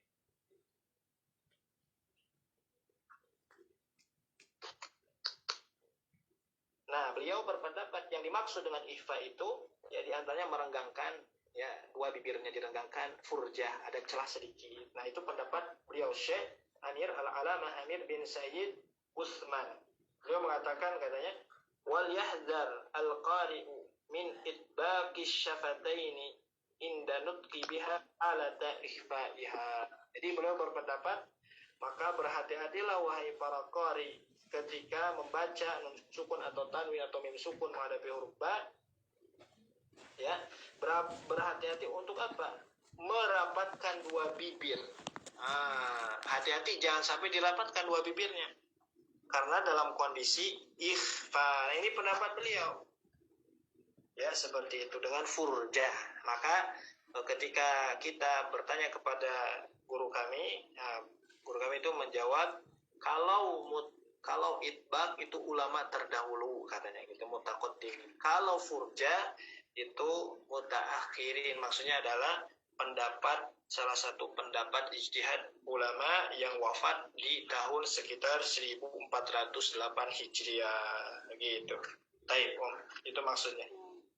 Oh, nah, Ustadz, boleh anak mau maksudnya anak nanya ini apa Ustadz, ini bukunya ini udah diterjemahin apa belum Ustadz? Anak pengen beli Ustadz. Belum ada terjemahnya. Gitu, ya paling nanti ya belum ada sih. Jadi nanti mungkin sambil mengikuti untuk pertemuan berikutnya mungkin nanti di print sama Umu, di print saja dulu, dicetak dulu sendiri. Kemudian nanti pas kajian nanti coba diterjemahkan. Nah gitu ya. Ya seperti itu. Baik. Baik, jazakallah ya Ustadz atas ilmunya. Berkenaan dengan waktu yang sudah menunjukkan pukul 21.36, apakah masih diizinkan untuk umat bertanya, Ustadz? Silakan. Kalau mau bertanya, silakan. Jawab, silakan. Baik. Assalamualaikum, Ustadz. Kenapa disebut dengan istilah ikhfa hakiki, Ustadz? Baik. Ya. Baik, ya. Di dalam membaca Al-Quran, ya, terutama di hukum nun sukun, memang nanti ada yang dinamakan dengan apa namanya itu? Ifa itu ada yang dinamakan dengan ifa syafawi, ya. Ada ifa syafawi. Kalau ifa syafawi itu ifa yang terjadi pada dua bibir, gitu ya. Nah, sedangkan kalau ifa hakiki, ya, ikhfa tersebut mestinya ikhfa itu terjadi di nun sukun. Nah, gitu ya. Terjadi di nun sukun, ya. Di nun sukun secara hakikinya seperti itu. Adapun yang lainnya ada hanya di mim sukun saja, itu pun ketika mim sukun menghadapi huruf ba seperti itu. Allahu a'lam. Baik. Ada lagi yang lain? Mungkin ada satu lagi, Ustadz. Apakah boleh dijelaskan, Ustadz, tentang izhar riwayat Ustadz, sekalian contohnya, Ustadz? Syukron. Baik. Tadi Anda jelaskan bahwa izhar itu ada tiga, ya. Ada izhar halqi, ada izhar mutlak. Nah, izhar mutlak itu izhar yang secara definisi ini masuk ke idgham, cuma dalam keadaan satu kata, maka diidharkan dunya sinwan kinwan bunyan, ya. Ini sebenarnya penamaan saja kalau idhar mutlak, karena memang secara periwayatan nggak ada yang mengidghamkan, maka nggak ada nama lagi, dinamakan idhar mutlak saja. Mutlak harus idhar gitu ya, mutlak harus idhar gitu ya. Baik, karena nggak bisa lagi dibaca dengan kondisi yang lain. Kemudian kalau idhar riwayat ini kekhususan riwayat Hafiz an Asim, Tariq, Syatibiyah. Untuk ketika dibaca di awal-awal surah itu pun, misalkan nun wal qalami, Ini nun, kalau misalkan kita baca riwayat Hafs an Asim, ketika kita baca wasol ke huruf waw, nah ini kan nun kalau kita rinci, kita pecah gitu ya, nun itu nun, huruf nun, waw, dan nun di akhir nun sukun. Artinya ada nun sukun. Ketika kita wasol, nun wal qalami wa ma yaskurun. Nah, ketika kita wasol ini terjadi hukum idgham sebenarnya. Ya, nun sukun yang berada pada huruf nun. Kalau kita pecah ya nunnya ya, menghadapi huruf waw. Nah, gitu. Maka ini terjadi hukum idgham. Baik. Nah, di riwayat yang lain, nun ini ketika wasol jadi idgham. Baik ya. Nun wal qalami wa ma yaskurun. Nah, gitu. Nah, khusus untuk riwayat kita Hafs an Asim, Tariq Syatibiyah yang ketika wasol ini dibaca idhar meskipun menghadapi huruf waw gitu. Nun wal qalami wa ma yaskurun. Yasin. Sin juga sama, sin kalau pecah kan di akhirnya nun. Sin, nun di akhirnya. Nun menghadapi waw. Maka riwayat yang lain itu jadi idgham kalau kita idhar gitu ya. Yasiu. Kemudian contoh yang lain manrok.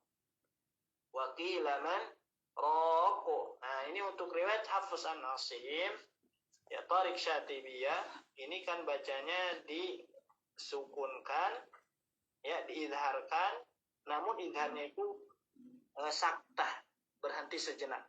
Man roko, tidak terjadi idgham, meskipun kan kalau kita lihat nun sukun menghadapi ro di sini jadi idgham harusnya.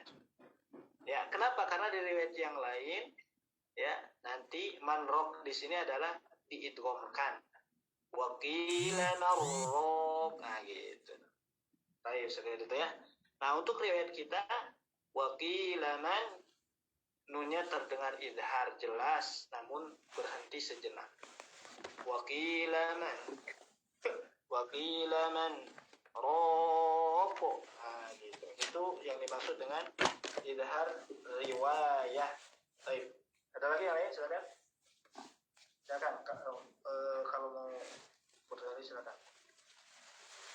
Baik Ustaz. Kalau nggak ada lagi, tutup saja kalau nggak ada.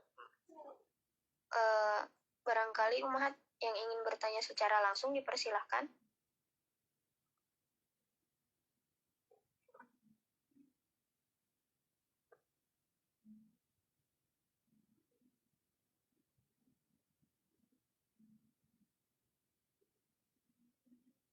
Sepertinya sudah tidak ada lagi yang bertanya, Ustaz.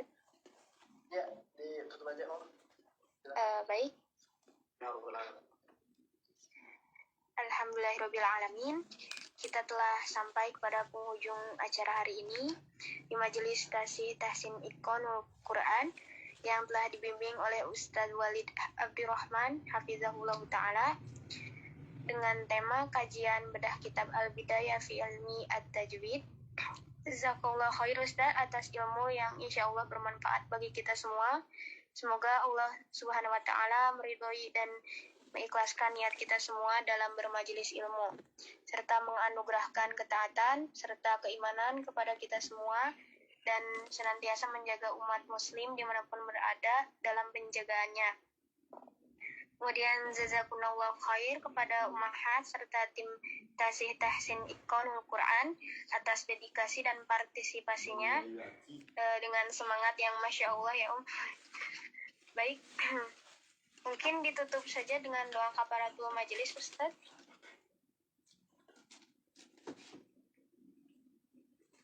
Baik, silakan. Baik.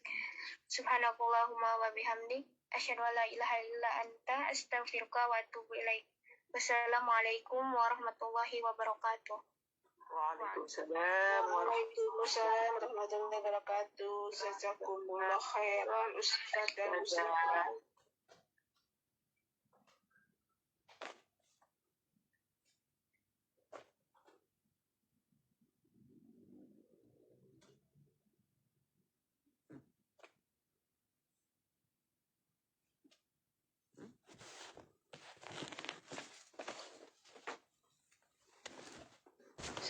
Jazakallahu khair Ustaz atas ilmunya.